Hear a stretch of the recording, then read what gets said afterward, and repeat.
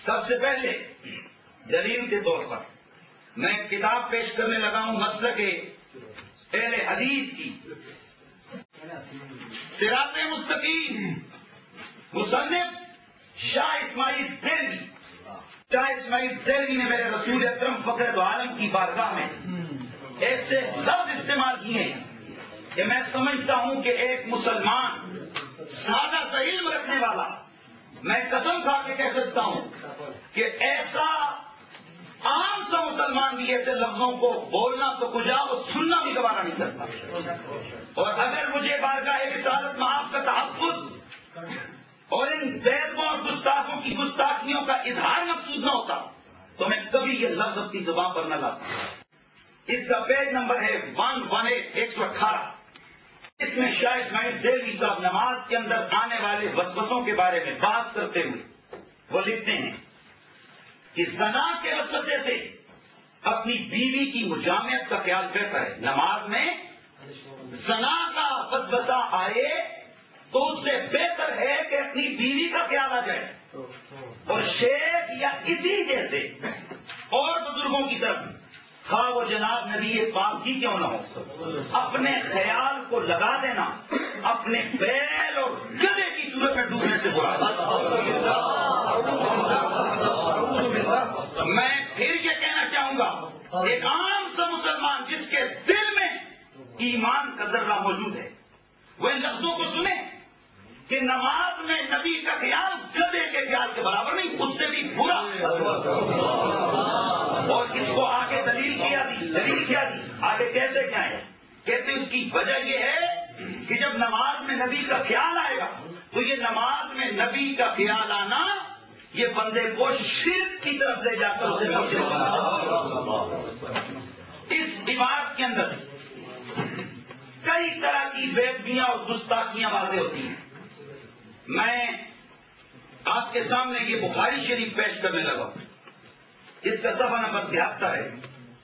اس عبادت کے اندر جو سب سے زیادہ گستاخی ہے، پہلے نمبر پہ تو یہ کہ نبی بیل اور گدھے کا اکٹھا ذکر کیا گیا، اور نمبر 2 نبی کے خیال کو گدھے کے خیال سے برا قرار دیا گیا۔ ہماری یہ حدیث شریف 73 نمبر پیج ہے بخاری شریف۔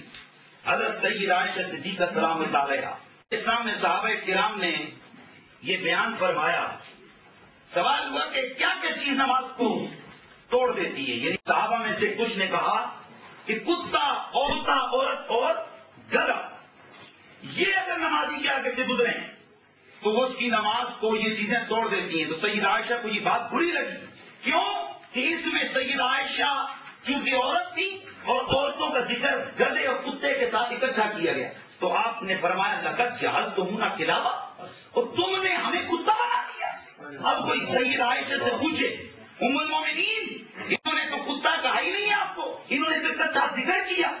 سیدہ کائنات سیدہ عائشہ صدیقہ ام المومنین، آپ کا یہ اعتراض، آپ کا یہ جملہ لفظ اٹھانا یہ اس بات کی دلیل ہے کہ اگر جانوروں کے ساتھ اکٹھا کسی جنس کا ذکر کیا جائے، اس جنس کی انسلٹ ہے، تو نماز کے اندر مصطفیٰ کریم کے خیال کو اکٹھا گدھے اور کتے کے ساتھ اکٹھا ذکر ہی، گدھے اور بیل کے ساتھ اکٹھا ذکر ہی نہیں کیا گیا، بلکہ یہ کہا گیا نماز میں نبی کا خیال گدھے کے خیال سے برا ہے۔ اس سے بڑی گستاخی اور کیا ہو سکتی ہے؟ حالانکہ میں کہتا ہوں اگر کوئی نمازی نماز پڑھے تو وہ نماز پڑھتے ہوئے کبھی بھی تصور مصطفیٰ کے بغیر نماز پڑھی نہیں۔ اس لیے کہ جس گھڑی وہ نماز پڑھے گا، رفع یدین کرے گا، ہاتھ اٹھائے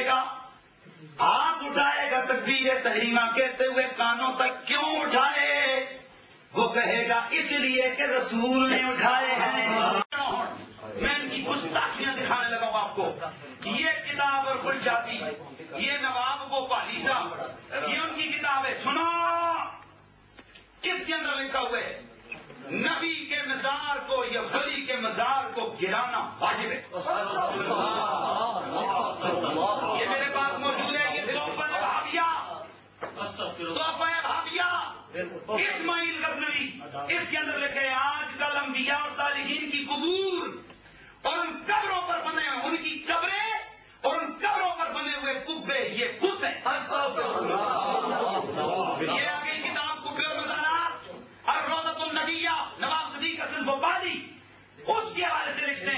چاہے نبی ہو یا ولی ہو، اس کی قبر کو گرانا واجب ہے۔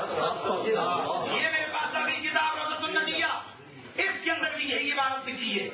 اور مسلمانوں، میں تمہیں یہ اسی طرح یہ فتح المجید لے آؤ، کتابیں دکھاتے جاؤ۔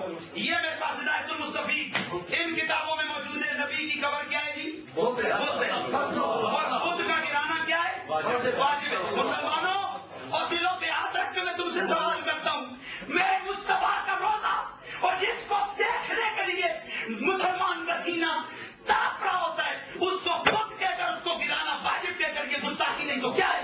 اس گستاخی کے فتوے نے آگے دیکھو کیا کام کھلایا۔ دکھاؤ مجھے کتابیں۔ میرے رسول اللہ کے صحابہ کے ہزاروں مزارات کو گرا دیا مسکان گرانے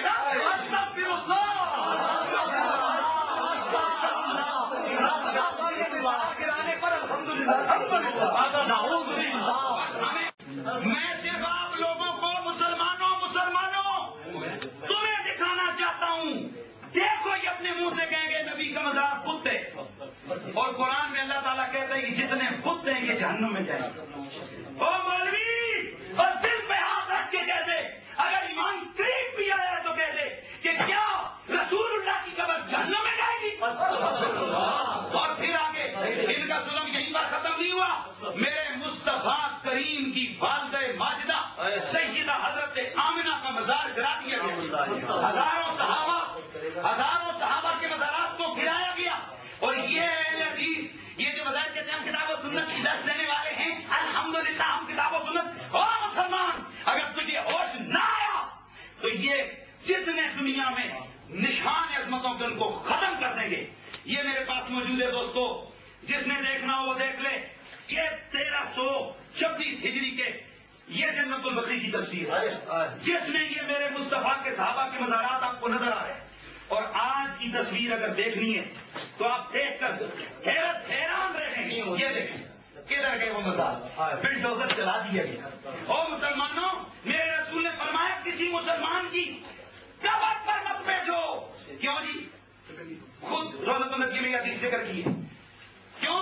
فرمایا اس کو تکلیف ہوتی ہے۔ بھائی تجھے پوچھتا ہوں، اور اگر تیری ماں کی قبر پر کوئی چلے اس کو تکلیف ہوتی ہے، اور سیدہ زہرا کے مزار کو گرایا گیا تکلیف نہیں ہوئی؟ میں آگے اور پوچھتا ہوں، پھر آگے سنو، میرے نبی کے ماں باپ کو کہا گیا یہ کافر ہے۔ فتاویٰ نذیریہ، فتاویٰ ثنائیہ، اس میں انہوں نے کہا کون ہے جی؟ نبی کے ماں باپ کون ہیں؟ نبی کے ماں باپ کون؟ معاذ اللہ۔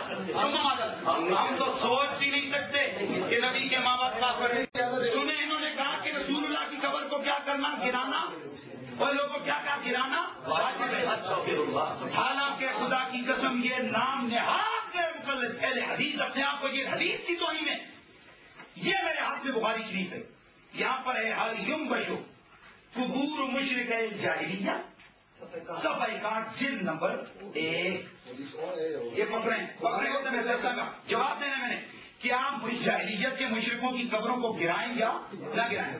کیوں قبر اس کو کیا کر دو؟ گرا دو۔ مسلمانوں، میں نے کہا تھا رسول اللہ کی قبر اونچی کس نے بنائی؟ صحابہ نے بنائی۔ مزار کس نے بنایا؟ صحابہ نے بنایا۔ حضور کے ماں باپ نے کیا تھا؟ صحابہ نے ان کی قبروں کو گرایا، جواب اس کا نہیں دیا انہوں نے۔